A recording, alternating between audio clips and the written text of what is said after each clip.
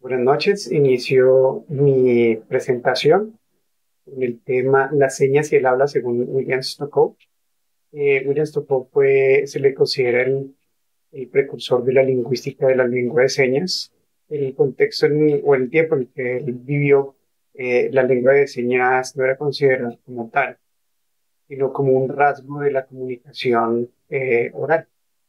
Y él comienza a investigar, haciendo las comparaciones con las lenguas orales y va a su punto de origen, que es la etapa de la infancia de los seres humanos, en los cuales comenzamos a comunicarnos a través de gestos, señas, y él descubre que sí hay un desarrollo cognitivo durante los marcos en los cuales él comienza a determinar, hasta el punto en que en el caso de los oyentes, este se va desarrollando con el canal auditivo y visual, y en el caso de los infantes sordos, entonces lo hacen a través del canal visual y también del manejo de las manos para expresarse. El tema de los niveles de las lenguas naturales de Benveniste, allí pues se menciona que todas las lenguas tienen una macroestructura, las cuales van segmentadas hasta la unidad más mínima. La unidad más mínima en este caso serían los fonemas. Los fonemas, luego seguiríamos a los morfemas, a los sintagmas, a las frases, hasta llegar a los textos, y los textos tienen también sus complejidades y sus grados. Ahora, en el tema del contraste de la lengua de señas, la idea era, o sea, el contraste de la lengua de señas es un principio que tiene que aplicarse en todas las lenguas y es para poder crear las unidades de significado y permitir la producción y también la expresión lingüística. Este contraste, ¿en qué consiste? Consiste en el tema de los morfemas, ¿sí? O sea, el ejercicio de los morfemas le, le genera significado, genera producciones. En el caso de la lengua de señas, como no es auditivo, entonces no existe un morfema como tal, pero sí aplica, o el equivalente es el movimiento de las señas. Y estas van con un grado de velocidad que le generan la configuración, y también hay rasgos no manuales que intervienen. Eh, También con respecto al tema de lenguaje y desarrollo evolutivo, muestra como 70.000 años de evolución en Homo sapiens, y una configuración distinta en la formación de la mano y del sistema fonador o el aparato fonador, lo cual le da una ventaja con respecto a otras especies que son similares. Entonces, esos movimientos en las manos permiten desarrollar comunicación, lo cual no ayudan a desarrollarse como especie. A esta etapa de evolución se le llama la compresión de la filogenia.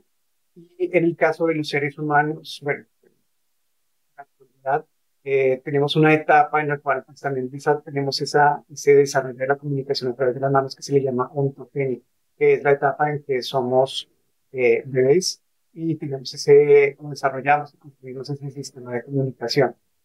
En el tema de las bases lingüísticas de la lengua de señas, el objetivo de este tema es rebatir dos mitos que existen acerca de las lenguas de señas, que las lenguas de señas son icónicas y son universales.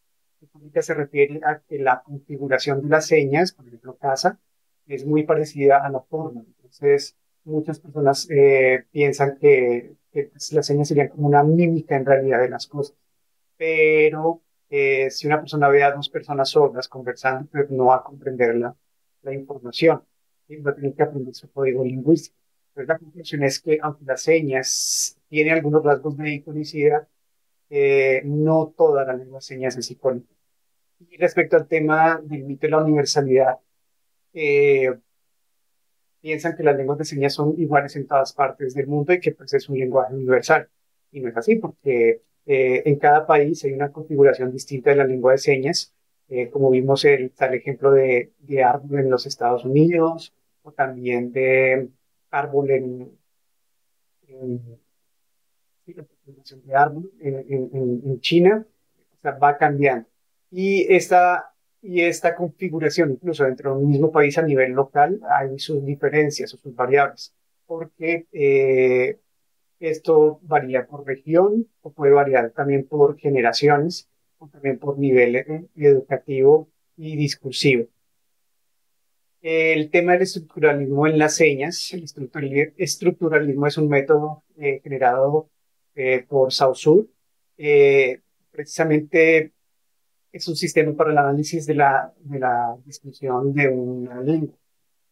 Él encontró que existen niveles generales en una lengua que son el fonético y fonológico. Está el morfológico que tiene que ver con la forma, el semántico que tiene que ver con el significado, el sintáctico que es la estructura gramatical y el léxico que tiene que ver con el vocabulario.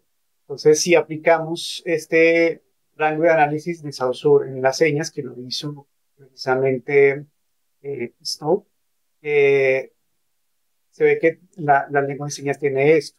Y otra condición para determinar que, pues, si es una lengua es que debería tener doble articulación.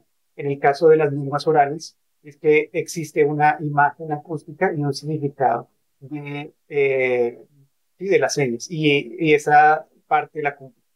Y luego para las partes de las señas, vemos que las señas tienen tres, bueno, se descubre que tienen tres componentes. Está en el caso de la lengua de señas americana, es el tap, que es la ubicación de la seña, this es la configuración de la mano y stick es el movimiento. Entonces, aplicando a la lengua de señas, la configuración o el this sería, por ejemplo, la forma que va a tener la mano. Y la ubicación que es tap sería el lugar en el espacio en el cuerpo. El lugar en el espacio en el cuerpo, sí, es el movimiento. Entonces, en esos momentos estoy configurando la seña de ambos. ¿Sí? Esta configuración también sirve, por ejemplo, para hacerlo en barco o para decir que un tiburón, o esta configuración también sirve para decir que es casa. ¿Sí? Entonces, vemos que en todas las características la lengua de señas es una lengua compleja y que vale la pena ser estudiada como tal.